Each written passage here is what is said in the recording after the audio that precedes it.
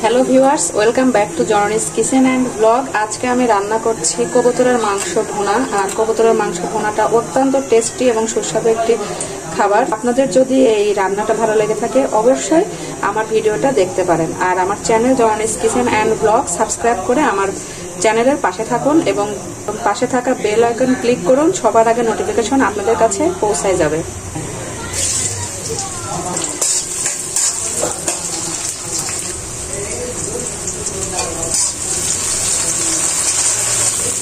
যেহেতু আমি 2টা কবুতর নিয়েছি আর কবুতরের মাংস সবসময়ই যতই আপনার বড় দেখা যাক না কেন মাংস কাটলে একদম কম হয়ে যায়। আমি 4 টেবিল চামচ পেঁয়াজ দিয়েছি ও 2টা দিয়ে দিলাম তেজপাতা। এখানে এটা আছে হচ্ছে আদা ও রসুন বাটা। এটা ভাজনা বলে আমাদের এলাকায়, ভাজনা বলে। সেটা হচ্ছে ওই গুইমুড়ি বলে, জিরার মতো যে বড় বড় মানে থাকে, জিরার মতো দেখা যায়, গোটা জিরার মতো, সেটা বাটা। এখানে গোটা গুইমুড়ি আছে আর এখানে পেঁয়াজ আছে, তেজপাতা আছে, তেলে ভেজে এটাকে পাটায় বাটা।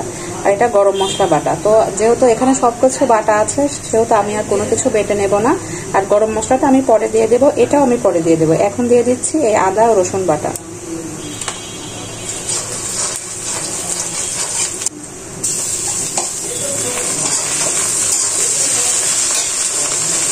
আমি সামান্য পরিমাণের ভাজনা বাটা দিয়ে দিলাম, সাথে দিয়ে দিলাম সামান্য পরিমাণ গরম মশলা বাটা।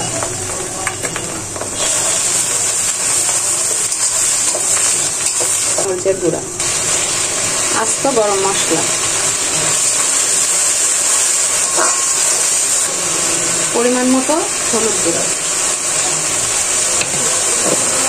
ধনিয়া গুঁড়ো, শুকনো মরিচের গুঁড়া,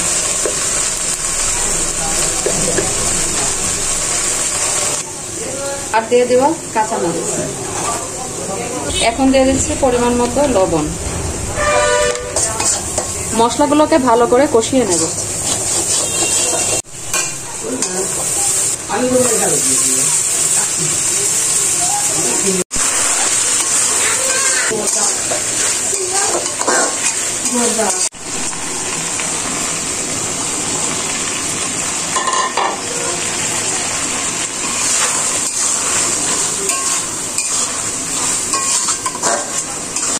কষানো কমপ্লিট হয়ে গেল। এখন দিয়ে দেব পরিমাণ মতো ঝোল। আর এটা একদম ভুনা হবে, ঝাল ঝাল কবুতরের মাংস কষা। এখন আমি ঝোল দিয়ে দিচ্ছি। এখন ঝোল দিয়ে দিলাম আর ঝোল যখন শুকিয়ে যাবে তখন আমি আবার আসব। ভিউয়ার্স, অলরেডি রান্না শেষ হয়ে গিয়েছে, তৈরি হয়ে গেল কবুতরের মাংস কষা। আর আপনারা এইভাবে রান্না করে খাবেন, খুব সুস্বাদু এবং টেস্টি একটি খাবার।